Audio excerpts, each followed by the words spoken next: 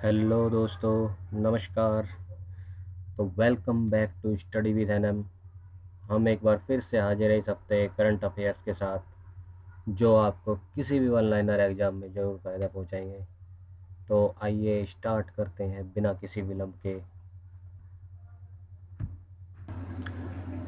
महाराष्ट्र सरकार के द्वारा राज्य में कैंसर के रोकथाम के लिए होप एक्सप्रेस योजना की शुरुआत करने की घोषणा की गई है।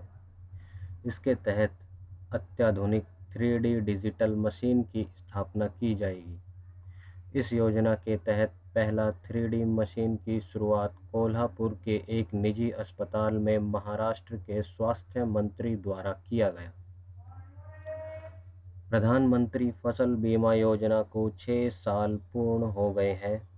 सर्वप्रथम इसे 18 फरवरी 2016 को कार्यान्वित किया गया था।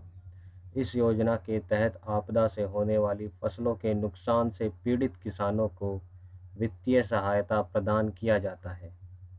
इस योजना के तहत नामांकित 85% किसान छोटे और सीमांत किसान हैं।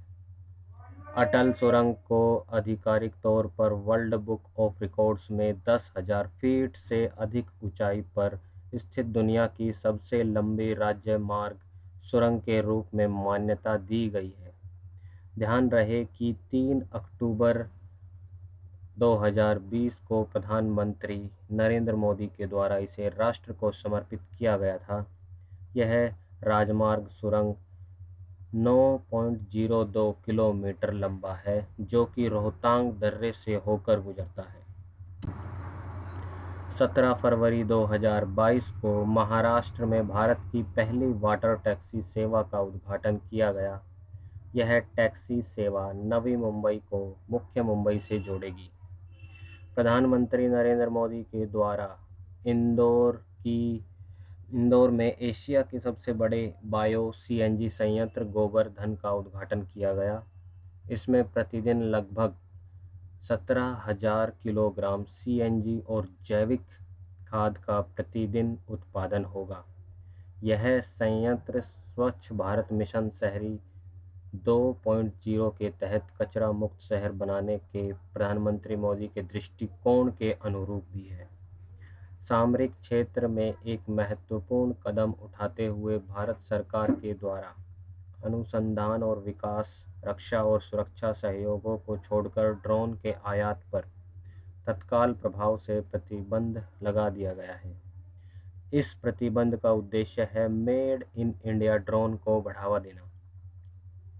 भारत इजरायल इनोवेशन ब्रिज के दूसरे संस्करण का शुभारंभ 22 फरवरी को बेंगलुरु में किया गया।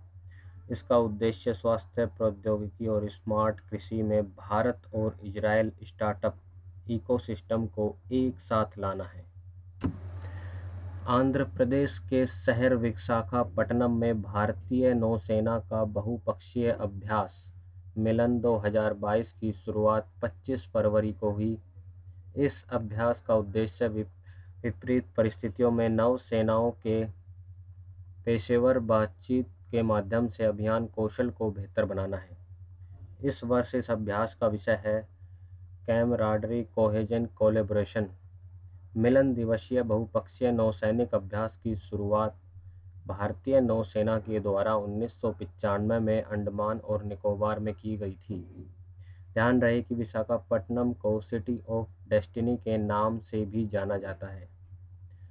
गुजरात सरकार के द्वारा गरीबों को विभिन्न सरकारी योजनाओं का सीधे लाभ पहुंचाने के उद्देश्य से 12वां राज्यव्यापी गरीब कल्याण मेले का उद्घाटन गुजरात के मुख्यमंत्री भूपेंद्र पटेल के द्वारा किया गया।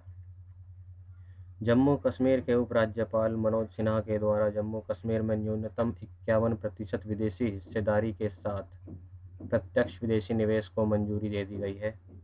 नई नीति भारतीय रिजर्व बैंक और उद्योग और आंतरिक व्यापार संवर्धन विभाग के खाके पर आधारित भारत सरकार द्वारा जारी किए गए एफडीआई मार्गदर्शक ढांचे पर आधारित होगा।